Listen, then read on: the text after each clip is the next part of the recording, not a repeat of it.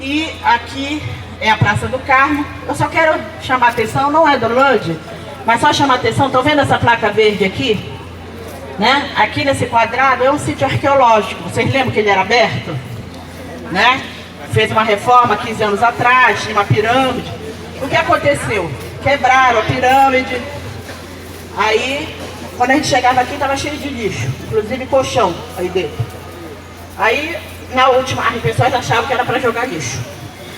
Na última reforma de 3 anos atrás, da gestão anterior, resolveu-se então fechar o sítio. Ele está fechado.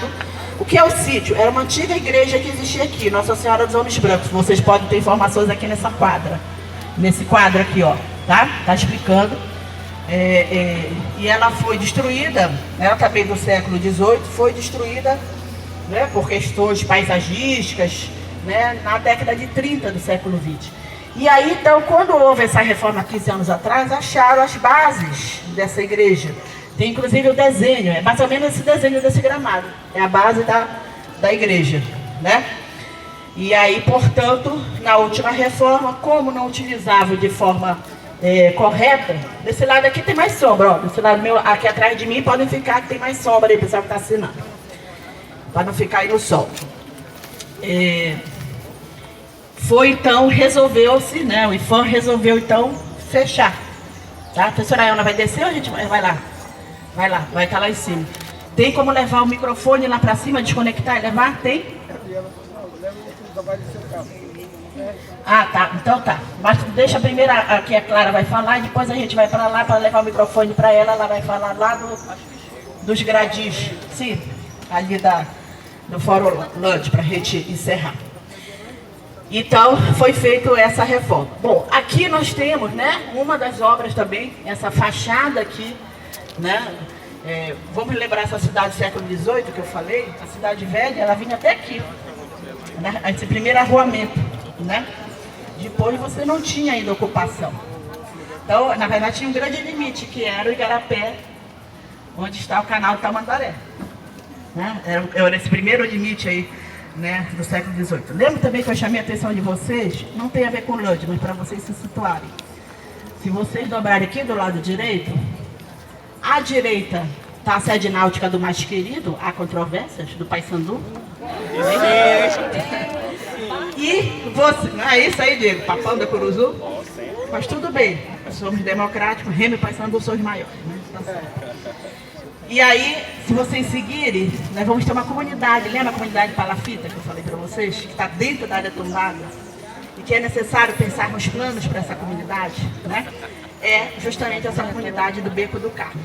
Dobrando essa rua, direto vai dar lá no Mercado do Sal, que também é toda uma área de ocupação irregular, e está o Mercado do Sal, que chama-se assim porque salgava-se o pirarucu que chegava aí. Né? O mercado da década de 30, também na área tombada. A gente também está querendo e exigindo que haja projetos para esse mercado. Tá? Então, para a gente falar dessa diversidade. E eu vou chamar a Clara. Clara vai falar um pouquinho aqui sobre essa obra, né? A contribuição do Lande, né? Já existia uma parte da igreja.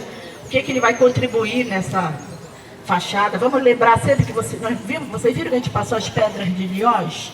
Essas pedras brancas dos nossos calçamentos, é uma característica também dos portugueses, né? E essas fachadas também são de Liós, né? Que chama Liós porque é uma cidade próxima a Lisboa, da onde é retirada essa pedra de Liós.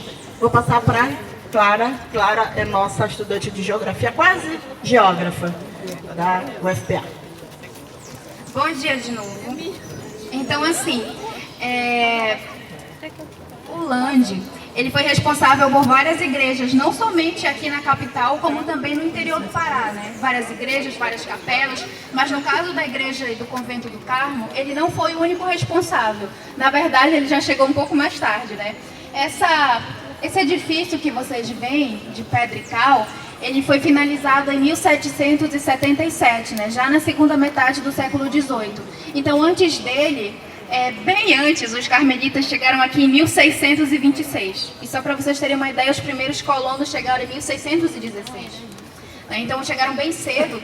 E aqui onde tem a igreja era a casa do governador, que era o Bento Maciel Parente, foi o nosso segundo governador, né, depois de Castelo Branco. E a rua Siqueira Mendes, a antiga Rua do Norte, que foi a primeira rua de Belém, ela conectava o forte, né, o forte do castelo, o forte do presépio, com a casa do governador. E aí eles escolheram bem esse lugar para construir a igreja e o convento. Mas era de taipa, e vocês já sabem que taipa é uma mistura, né, do barro com o cascalho, então era bem rudimentar. E aí o que aconteceu em 1717, nasceu a diocese aqui do Pará. Porque antes não existia, era do Maranhão. Aí ela se desmembrou e nasceu a nossa própria diocese. Esse foi um momento muito importante. Então, em uma época que a maioria das igrejas ainda era de taipa, eles resolveram demolir a antiga igreja e o antigo convento e construir uma igreja de pedra e cal, né, uma igreja decente, para comemorar essa ocasião. Então, essa igreja, antes de tudo, é uma comemoração, digamos assim, é um símbolo lógico da autoridade eclesiástica, né, do poder, da influência do clero sobre assuntos não somente religiosos, como políticos, econômicos, etc., mas também uma comemoração, né, do nascimento da nossa própria diocese. E aí a capitania, né, do Grão-Pará, ela foi ganhando mais e mais importância. Então eles demoliram e começaram a construir em pedra e cal, e eles começaram a fazer no estilo do barroco joanino, que é um estilo do barroco aportuguesado, digamos assim.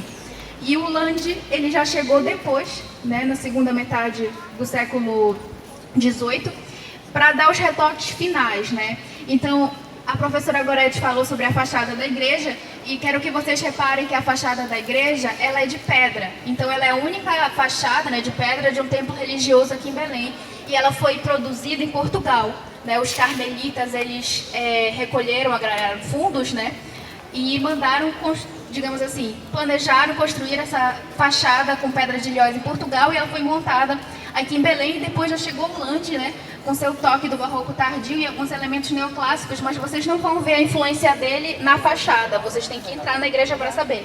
Então, tem algumas coisas que nós sabemos que foram feitas pelo Lande, outras já ficaram, né, desse barroco joanino, dessa primeira construção. Então, eu tenho aqui uma listinha, né, o que a gente sabe realmente que foi feito pelo Lande, né, mas sempre há controvérsias.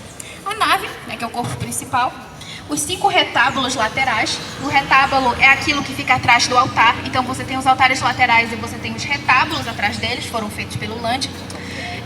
Os retábulos do transepto, né, que você tem a igreja em formato de cruz, né, para quem não sabe. Então você tem o corpo principal e o transepto, digamos, é a parte transversal, né, da cruz.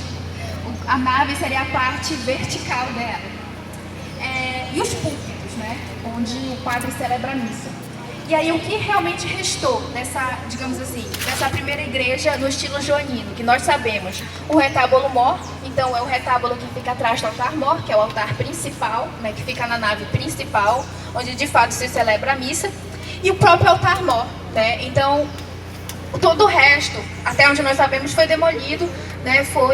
E aí há controvérsias, o que foi planejado pelo Lande e o que ficou da antiga igreja, né? Então a gente está sempre descobrindo coisas novas.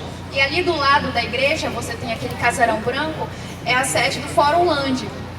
Então o Fórum Lande, ele foi fundado pelo professor Flávio Nassar, né, da arquitetura da UFPA, que ele faleceu há 2 anos, mais ou menos, né?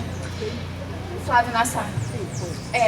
E é um projeto dedicado justamente ao trabalho do Lande e também que, digamos assim, milita pela conservação e também pela revitalização do Centro Histórico de Belém. Então é lá que a gente vai encerrar o nosso roteiro. Obrigada.